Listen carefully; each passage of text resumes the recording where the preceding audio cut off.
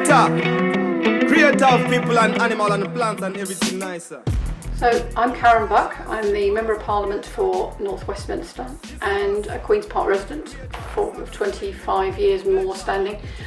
And for me, the Jubilee campaign has been one of the most powerful local campaigns that I've known in my many years as an MP and as a local councillor.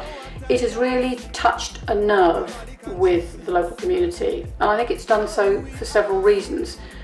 Firstly, because although Westminster Council came along and said, here we've got a case to reduce running costs and we will be building a new sports centre, people were saying in large numbers that it will change quite fundamentally the nature of Queen's Park, and that the Jubilee Centre is a manageable size, well-loved facility.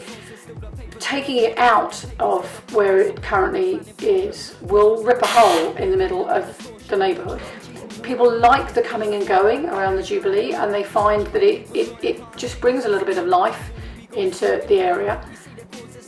For most of Westminster residents, a new sports centre, however good it is, and I don't think that's really what we're disputing, will be further to get to. In many ways it'll be more awkward to get to, and its location, actually physically in the London Borough of Brent, means that it will be appealing to a much larger and different set of neighbourhoods.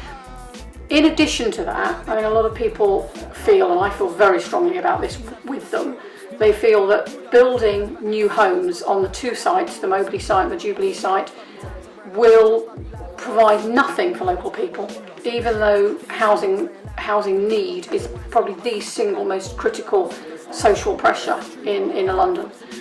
They feel, I think probably quite rightly, that a lot of these homes will end up being purchased as investment, just as investment properties, that they'll be in short-term lets, that they won't be meeting housing need, and they won't be bringing people in necessarily who will form part of the community.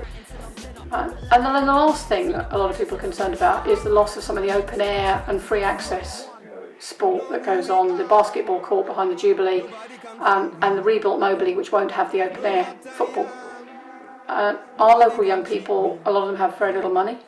We want to encourage them to play sport, sometimes not organised sport, sometimes not the kind of sport that you sign up for a five-a-side club and you book, but the kind of thing that you just do casually. And it makes it harder. Everything's getting more formalised, everything's getting more likely to be charged for, and that isn't what a lot of our local young people and children want.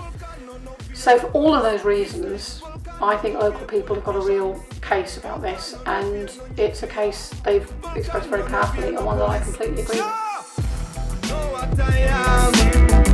Nobody can trick me. We know who we are. Nobody can fool we. I know what I am. Nobody can cheat me. We know who we are. Nobody can fool me. I know what I am. Nobody can cheat me. We know who we are. Nobody can fool me. You know my name but not my story. Showed the pain and it got gory. Flow for days, forgot the glory.